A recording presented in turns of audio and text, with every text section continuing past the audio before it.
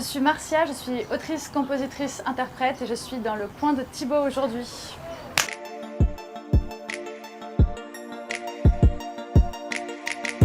Super, merci beaucoup Marcia, bienvenue dans le coin de Thibaut. Merci à toi. C'est ta première fois ici à La Réunion. Alors du coup je vais te poser des questions par rapport à tes chansons parce que je suis allé voir du coup ce que tu faisais, donc ton premier EP forcément parce que les clips qui sont disponibles sur internet c'est surtout ça. Contre tes lèvres, je deviens immortel. Pour être dans tes bras, je ferai n'importe quoi. Du coup, pour ceux qui ne connaissent pas encore, ton style c'est quoi du coup, comment tu le définirais? C'est très difficile de répondre à cette question, je trouve.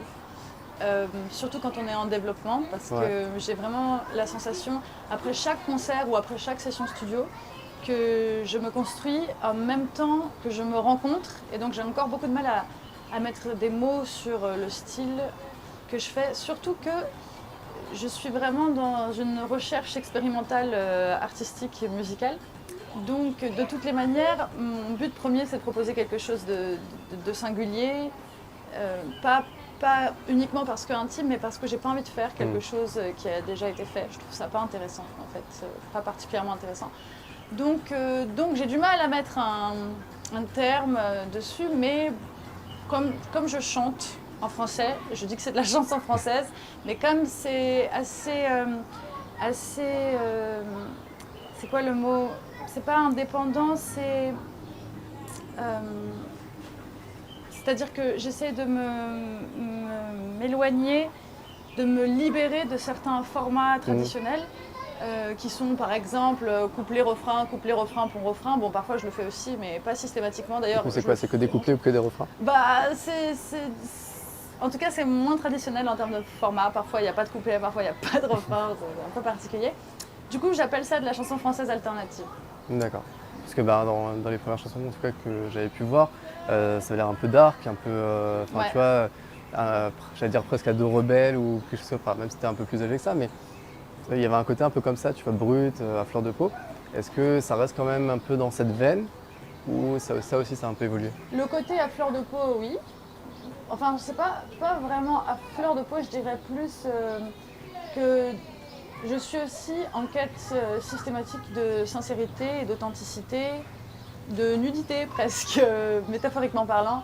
J'ai vraiment envie de me cacher derrière rien du tout et de déconstruire tout ce que j'ai construit, tout ce qu'on construit tous pour se protéger en fait. J'essaie de déconstruire ça, de m'émanciper, c'était le mot que je cherchais tout à l'heure, de m'émanciper de ça. Donc il y a toujours ce côté sans filtre. Ouais, qui peut être un peu brut pour certaines personnes. Il y a d'autres personnes pas du tout. Et puis il y en a qui sont même pudiques face à ce genre de... Là, il y a des chansons sur scène que je présenterai en concert les prochains jours où je parle du postpartum par exemple. C'est des choses que le public n'est pas forcément habitué à entendre. On a tendance à enrober les choses. Et moi, j'ai tendance à essayer d'enrober le moins possible, de dérober les choses. Et ça vient d'où du coup, de dévoiler le nom? Et ça du coup ça vient d'où de ce fait de, tu vois, de vouloir un peu enlever les masques, de casser un peu les codes ou de sortir d'une case? C'est peut-être, je sais pas, hein, je te pose un truc, est-ce que c'est parce que là par exemple tu donnes pas ton nom, tu vois, tu dis Marcia, est-ce que c'est dans cette même volonté, tu vois, de pas être enfermé dans cette case Higelin et du coup famille d'artistes et qu'on t'associe tout le temps à ça? Est-ce que ça a un rapport ou pas du tout? Non, franchement je pense jamais à ça. Enfin peut-être inconsciemment, mais en tout cas pas consciemment, ouais, non, je pense que c'est comme ça que je suis dans la vie en fait. J'ai grandi avec une maman relativement nudiste par exemple, c'est-à-dire que je suis pudique de certaines choses comme tout le monde, mais chacun a son degré de pudeur et puis surtout son domaine de pudeur. Ouais. Et moi par exemple, tout ce qui est émotionnel, j'ai zéro pudeur. D'ailleurs c'est même un handicap parfois. Parce que si j'ai envie de pleurer ou si je suis de mauvaise humeur, je suis vraiment incapable de faire comme si c'était pas le cas. Donc quand j'ai envie de pleurer, je pleure, quand j'ai envie de rire, je ris, et quand je suis en colère, je suis en colère. Je suis très désagréable. Et j'y travaille parce que j'ai pas envie d'être un enfer pour mon entourage, mais enfin ça c'est très naturel chez moi pour le coup. C'est pas quelque chose que je développe. D'ailleurs même j'essaye de temporiser. Voilà, le contrôler un peu quand même, le maîtriser, mais... Mais justement, est-ce que sur scène, quand tu chantes certaines chansons, si tu es à ce point, on va dire, un peu hypersensible, où tes sentiments, ou tes émotions ressortent vite, facilement, est-ce que tu te laisses facilement aussi avoir sur scène, je sais pas, des des fois, ouais, un peu de pleurer, même de joie quand tu vois le public peut-être Pour moi, chanter, c'est transformer toutes ces émotions. Donc en fait, souvent, j'ai pas besoin, du coup. Il y a des moments où l'émotion me prend. Ça m'est arrivé aussi en studio, hein, où je suis là, où je suis en train de chanter et à la fin de ma note, quand j'ai fini mon truc, je suis là. Ah, c'était comme si j'avais fait une grosse session de gros pleurs, mais j'ai pas eu besoin de le faire puisque j'ai chanté et du coup c'est passé à travers la musique. Donc t'évacues tout par la chanson. Voilà. Après sur scène, ça m'est arrivé quand même à un moment ça m'arrive souvent même, d'être prise par les larmes, mais dans ces moments-là, j'ai un secret, ça marche systématiquement, t'ouvres les yeux. Je vois que t'es pas tout seul, que les gens ils sont pas venus pour te voir pleurnicher, que t'es pas tu chantes pas que pour toi. Ouais. Et du coup ça permet de, tu vois, on n'est pas là que pour soi non plus, pour vivre ces trucs intérieurs, on est là pour les partager, donc il faut savoir le faire correctement. Tu dis que tes sujets peuvent être un peu choquants pour certaines personnes, ou en tout cas heurtants de prime abord. Est-ce que, c'est quoi du coup les retours que tu as avec ton public? Est-ce que finalement ils acceptent aussi généralement ça plaît en fait. Ouais. Généralement, je sais, il y a des gens, j'ai quelques gros mots dans certains morceaux, je sais que ça a déjà choqué 2-3 personnes âgées dans le public, j'ai déjà entendu « Oh !» Ou j'ai des chansons aussi qui parlent de sexe, et puis en piano-voix et tout, donc c'est pas ce à quoi on s'attend en fait. Donc c'est vrai qu'il y a des gens que ça... Mais pas la majorité. La grande majorité des retours que j'ai, c'est « Oh, ça fait plaisir de parler de ça », notamment la chanson là sur le postpartum que je fais en live. Je sais qu'il y a beaucoup de femmes après qui viennent me voir et qui me disent « Oh là là, ça fait du bien d'entendre ça, je me retrouve là-dedans et tout ». C'est ça que je vise quand je le fais. Ou après l'avoir fait plutôt, parce que quand je le fais, je vise rien, je le fais seulement.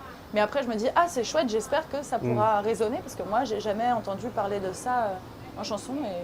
C'est vrai, mais à quel moment, est-ce que tu l'as vécu, ou est-ce que, à quel moment tu te dis, je vais faire de ça une chanson, tu vois? J'ai une petite fille qui a 3 ans, j'ai eu un postpartum hardcore, ça m'a traumatisée. Il faut que j'en parle. Et je me suis dit, ouais, il faut parler de ça. Ça m'a choquée, en fait, de pas avoir été prévenue. On m'avait prévenu plein de choses, mais on m'avait pas prévenu de l'intensité que ça pouvait... Le cadeau empoisonné. Ouais, c'était très violent. Ouais. Et du coup, là, tu as sorti donc, ton premier EP il y a 1 an. Tu es en début de carrière, on va dire. Mais pourtant, est-ce que avant, tu faisais quoi du coup? Est-ce que tu chantais toujours? Est-ce que tu as toujours eu envie de chanter? Ou est-ce que tu aurais pu faire complètement autre chose? J'ai toujours chanté. Parce que pour moi, dans ma famille, tout le monde chante tellement que c'est un langage carrément naturel pour moi, comme par exemple... Quelqu'un qui est bilingue, qui parle français et anglais à la maison, nous on parle français et musique à la maison, c'est vraiment comme ça que ça existe en moi. Mais je me suis pas du tout toujours dit que j'allais en faire une carrière. Petite, je voulais être vétérinaire dans la jungle ou clown. Ensuite, j'ai fait des études de théâtre, j'étais très intéressée par la comédie et le drame. Et puis ensuite, j'ai fait des études d'ethnologie, pardon, je confonds toujours éthologie et ethnologie. Ethnologie, sociologie, anthropologie. Je suis pas restée très longtemps à la fac, mais j'ai fait ça, je trouvais ça très intéressant. J'ai toujours été très intéressée par tout ce qui concerne l'humanisme en fait, et le social aussi. Donc pendant longtemps, je me suis lancée dans des projets faramineux avec notamment des migrants, des exilés, des réfugiés à Paris. Et puis un jour, j'ai réalisé que j'étais pas faite pour ça. Et ça, j'ai mis du temps à l'accepter. C'est quoi qui faisait que tu n'étais pas faite pour ça? De travailler avec des gens qui sont dans trop de souffrance. En fait, c'est comme, par exemple, je pense que n'importe qui ne peut pas le faire. En fait. Comme n'importe qui ne peut pas être médecin. N'importe qui peut vouloir être médecin. Mais déjà, il faut se taper les études. Mais au-delà de ça, après, surtout, il faut être capable de gérer quand tu vois quelqu'un d'éventré qui arrive. Il faut gérer. Et moi, je ne pourrais pas gérer ça, par exemple. De la même manière que quand je vois trop de souffrance, ça m'atteint trop et je suis plus d'aucune utilité. Ouais. Je me retrouve juste brisée et ça sert à rien pour personne. Du coup, j'ai mis longtemps à accepter ça. Je me suis dit, je vais faire ce que je peux faire, donc les petits bénévolats, les petits trucs par-ci par-là qui demandent moins d'implication émotionnelle pour moi et quand même où tu sens que tu sers à quelque chose, voilà. Et puis, en réalisant ça, je me suis dit, où est-ce que je me sens bien, qu'est-ce que je fais toujours, qu'est-ce que j'ai toujours fait, qu'est-ce que je ferai toujours, c'était de la musique. Ce que j'avais donc jamais arrêté de faire, mais j'avais jamais eu le courage en fait de me jeter à l'eau. Et il m'a fallu de nombreuses années pour le trouver, ce courage. Et du coup, et est-ce que, juste pour revenir un instant sur le côté, je peux pas faire trop d'humanitaire, enfin en tout cas trop poussé parce qu'il y a trop d'émotions. C'est quoi? C'est parce que tu es un peu comme une éponge aussi émotionnelle, enfin, Déjà, la je pense souffrance qu'il des faut autres, faire du des coup, formations pour ça. Je pense que n'importe qui a un peu bon cœur et machin se lance dans des entreprises humanistes ou humanitaires qui sont ultra violentes et réelles, et c'est juste là. Et je pense que si on est très très sensible et si on n'est pas préparé, encore une fois, comme le postpartum, si on n'est pas formé, comme les médecins, eh ben, on n'a pas les outils émotionnels, les outils psychologiques et puis les outils techniques aussi, parce que il faut savoir beaucoup de choses, ne serait-ce qu'en termes de juridiction, etc. C'est des sujets très très très riches, compliqués. Et donc oui, c'est tout cet aspect-là que je ne gérais pas du tout. Et j'ai essayé de m'instruire, mais même quand j'ai commencé à comprendre comment les choses fonctionnaient, j'ai pas trouvé la force en moi. Peut-être que ça me viendra un jour, j'espère que ça me viendra un jour, parce que c'est des sujets qui m'intéressent pas moins. Mais j'ai constaté, en tout cas au fur et à mesure que les mois passaient, que j'étais de moins en moins utile et de plus en plus brisée. Donc je me disais là j'ai personne là. Donc on va reprendre les bases et voir où est-ce que je peux aider les gens. Et c'est vrai que moi, j'avais toujours le sentiment qu'en tant qu'artiste ou chanteuse, je ne pouvais pas sauver des vies. Et ça, j'ai aussi réalisé qu'en fait, c'était pas vrai, parce que je considère qu'il y a plein d'artistes, plein d'albums qui ont sauvé ma vie. Donc, je vois pas pourquoi ce serait possible pour les autres, mais pas pour moi. Et en fait, je me dis que si je peux aider des gens, et en fait, quand je parle même de la chanson postpartum, les femmes qui viennent me voir après, je sens que ça leur a fait du bien, en fait. Et c'est ça qui compte pour moi. C'est comme quand Stromae avait chanté sa chanson où j'étais de TF1 et que le lendemain, tu étais sur le suicide, sur la dépression. Ouais.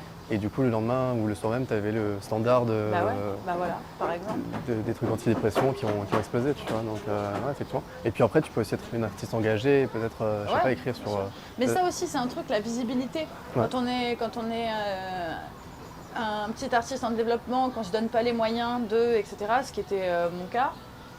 Du coup, tu parles, personne t'écoute. Mais je me suis dit aussi, peut-être un jour, si j'ai suffisamment de visibilité et si je suscite suffisamment d'intérêt, peut-être que mon discours en intéressera plus et peut-être qu'il résonnera aussi chez des gens. Mais ça, c'est autre chose. Peut-être qu'il ne faut pas tout mélanger. Je suis encore novice dans le domaine. Il faut réfléchir à tout ça. Peut-être qu'il faut juste faire des chansons, peut-être qu'il faut juste être sur le terrain. Je ne sais pas, je n'ai pas la réponse.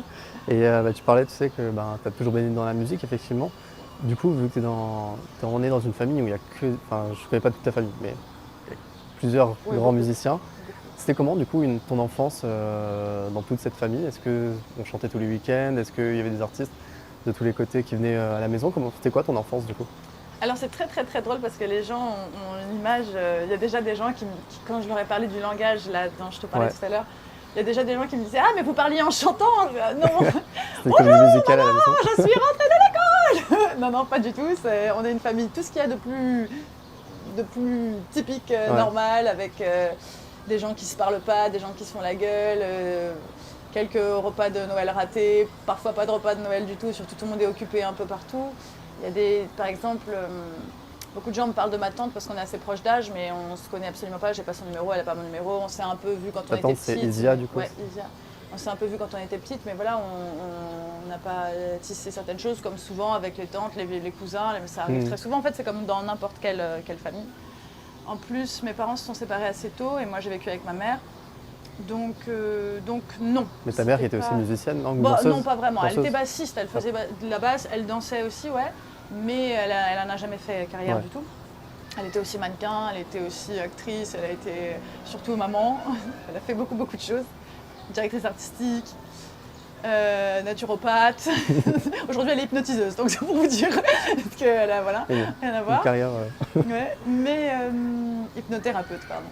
Mais c'est vrai que toute l'enfance que j'ai vécue avec mon père, par exemple, mon père, il faisait du piano toute la nuit, en fait. Donc moi, quand j'arrivais pas à dormir, j'allais me mettre sur un petit canapé qui était à côté de lui, ou carrément sous le piano. et je l'écoutais. C'est quelque chose...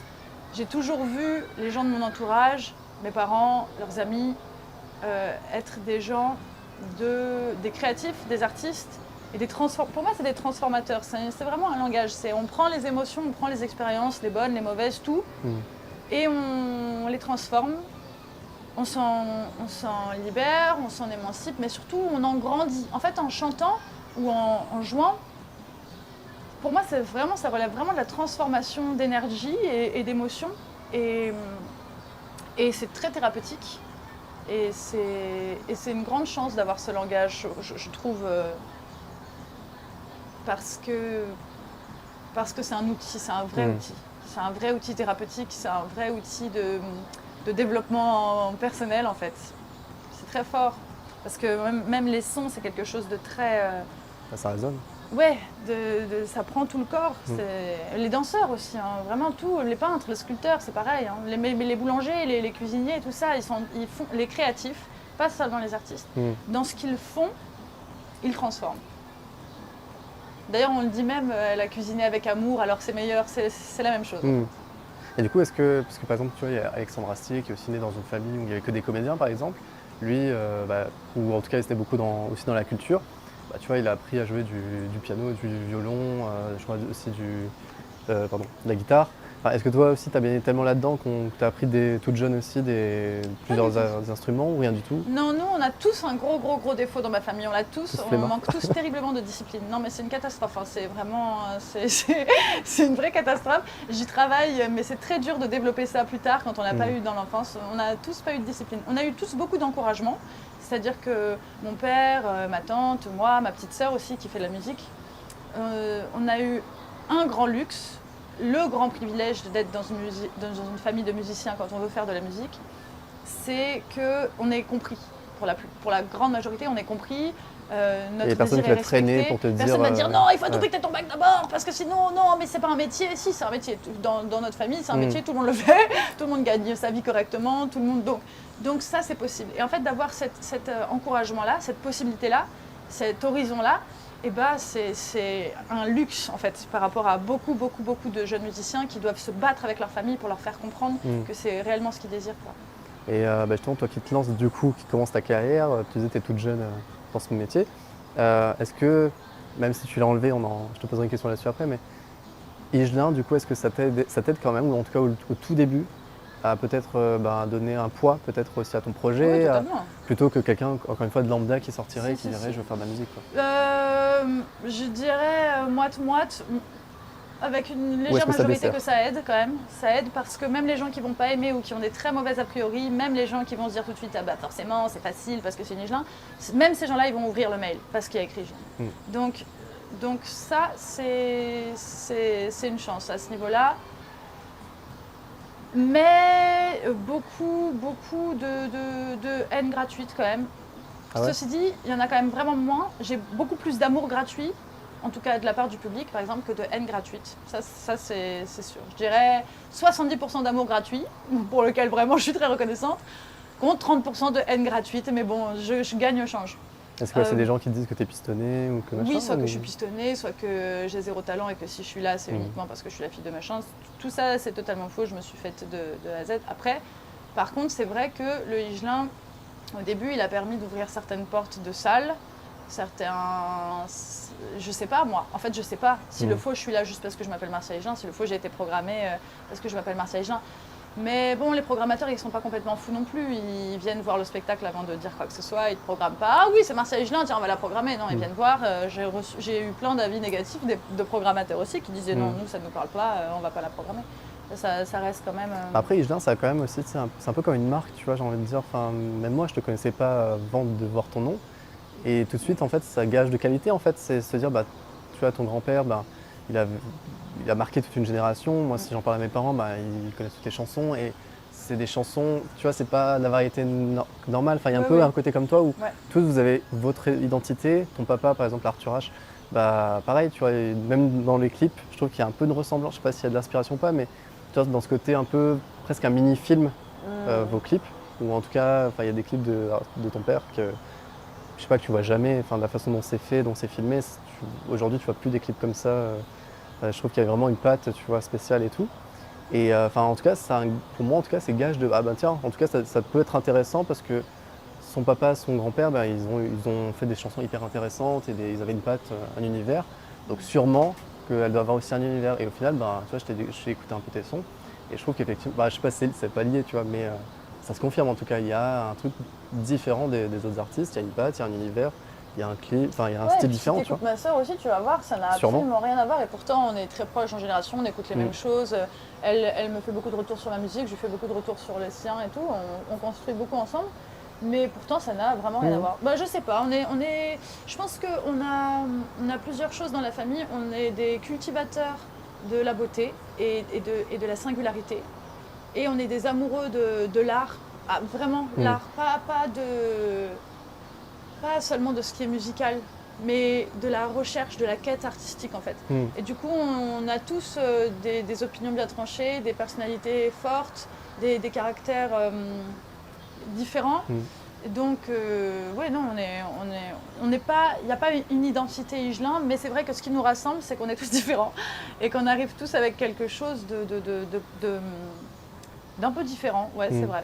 Je l'entends aussi quand j'écoute la musique de mon père. J'en connais pas deux comme lui. On peut entendre ses influences, mais voilà. Je trouve que Isia c'est pareil, Jacques, oui, c'est clair, et puis ma sœur c'est pareil. Il y a un vrai souci de proposition en fait. On est là pour proposer quelque chose. On n'est pas là pour. On n'a jamais eu envie de faire quelque chose qui avait déjà été fait en fait. C'est très très prétentieux, c'est très ambitieux. Mais c'est très sincère, la démarche est vraiment sincère. On n'a pas envie d'exister pour exister. En fait, si on propose tout ça, c'est vraiment parce qu'on se dit tiens, je vais proposer quelque chose d'original, le plus authentique possible. Et plus, ce que je disais l'autre jour à une dame, c'était j'ai l'impression que plus on est différent, plus on cherche à être intimement authentique et donc différent, et plus on va être comme tout le monde, plus on va parler parce que tout le monde, et personne n'est pareil, tout le monde est différent, tout le monde est unique. Et quand toi tu fais éclore et tu irradies de ton unicité, de ta singularité, et que personne n'est comme toi, c'est à ce moment-là que tout le monde en fait va se dire eh ben moi aussi je suis tout seul comme moi. En fait, tu vois ce que je veux dire? C'est un lien très, très paradoxal et je trouve très beau. Parce que du coup, il y a une personnalité, quelque chose qui ressort aussi par rapport au milieu de tous les artistes qu'on peut entendre aujourd'hui. Et juste avant de terminer, justement, tu vois, aujourd'hui, il y a 15 000 plateformes, tu es noyé, enfin j'imagine pour un artiste en tout cas, quand tu débutes, tu peux être noyé au milieu de la masse de tous les artistes qui existent sur Spotify, sur Deezer, sur tout ça. Comment, toi tu vois justement ce milieu aujourd'hui? Est-ce que c'est compliqué de se faire du coup un nom, même si tu en as déjà un, mais de se faire son propre nom et justement de ressortir au milieu de tout ça? Ouais, moi j'ai pas vraiment le parcours type des gens de ma génération, parce que souvent les gens de ma génération ils font le contraire de moi, c'est-à-dire ils vont avoir une chanson qui buzz et après ils vont ceux qui sont dans le circuit, ils vont fonctionner plus en studio et après petit à petit des dates vont se mettre de concert en fait. Et moi j'ai fait un peu l'inverse, je fais des concerts, je commence vraiment en bas de l'échelle, à l'ancienne en fait, c'est vraiment à l'ancienne. Et c'est ça qui est en train de me former, de me construire. Mais c'est vrai que c'est hyper compliqué, en fait il n'y a pas de secret, il faut une super DA et beaucoup d'argent. Et si tu n'as pas beaucoup d'argent, il faut être super doué avec les réseaux sociaux. Mais si t'es pas super doué avec les réseaux sociaux, ce qui n'est pas mon cas, moi j'ai pas beaucoup d'argent, je pense que j'ai une DA qui commence à ressembler à quelque chose, mais je suis nulle avec les réseaux sociaux, j'adore les réseaux sociaux, mais c'est juste que c'est dur de réussir à vraiment... Tu vois déjà qu'on est là à galérer, à proposer quelque chose dans la musique, si en plus il faut faire le même travail pour de l'image et tout, et que tout ça soit cohérent, surtout que souvent on est jeune, donc on est en train de se construire, donc on ne sait pas qui on est en fait, on est en train de découvrir qui on est, de construire qui on est, et on ne sait pas quelle décision prendre. Et moi, je suis dans ma nature, et je pense qu'il y a plein de gens qui sont comme moi, quand je ne sais pas quelle décision prendre, je fais rien. Si je ne sais pas quel truc acheter, j'achète pas. Si je ne sais pas quelle story sortir, j'en sors pas. Et du coup, c'est un peu compliqué. Si tu ne sais pas quelle direction prendre, de ne pas avancer, c'est difficile. Il y a beaucoup de gens qui font ça. Franchement, je crois que c'est beaucoup une question de chance face aux opportunités. Je pense que le seul truc dont on est responsable quand on est un jeune artiste en développement, et je parle aussi de mes amies comédiennes et tout ça, le seul truc que tu dois faire pour pas après mettre la responsabilité sur ça, parce que c'est vrai que c'est difficile, mais c'est encore plus facile de dire oui, mais le monde est trop dur, alors ça marchera pas. Ouais, c'est trop facile de faire ça, de déresponsabiliser le truc. Je pense que ce qu'on est obligé de faire, c'est de se jeter à l'eau. C'est le plus important et c'est le seul truc qu'en fait tu peux réellement faire. Et après, tu vas voir si la chance te sourit, tu vas voir si les opportunités se présentent et il faudra les saisir. Mais d'abord, il faut crier au monde que tu existes. Et peut-être tu vas crier sur les réseaux sociaux que tu existes et il y a 4 personnes qui vont le voir pendant des mois, mais si tu persistes, si parallèlement tu travailles, si tu essayes d'avoir vraiment une vision de ce que tu fais, je pense que c'est tout ce qu'on peut conseiller aux gens, hein, c'est de se jeter à l'eau. C'est-à-dire pour un comédien, j'ai une amie comédienne, je l'appelle tous les 2 jours pour lui dire « Fais ta bande démo, envoie à des agents. Fais ta bande démo, envoie à des agents. » Tant que tu le fais pas, en fait, personne ne va jamais savoir que tu existes. Et après, bien sûr, personne t'appelle au casting. Qui va t'appeler? Comment, tu vois? C'est pareil pour la musique. Il suffit d'une personne. Et on est tous au courant déjà, c'est pas un secret que tu vas te recevoir 9 non et un oui. Et le oui va te mener à un autre truc, ce sera peut-être un tout petit oui qui va te proposer un truc nul. Mais c'est une carrière, ça se construit. Franchement, ça se construit étape par étape.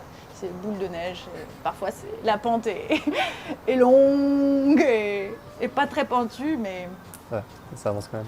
Ouais, ça avance quand même. Et du coup, pour terminer, qu'est-ce qu'on peut te souhaiter, Marcia?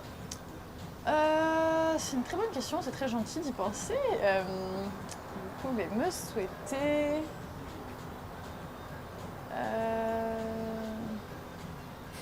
d'être en paix avec ce que je propose. C'est très difficile en tant qu'artiste, je crois.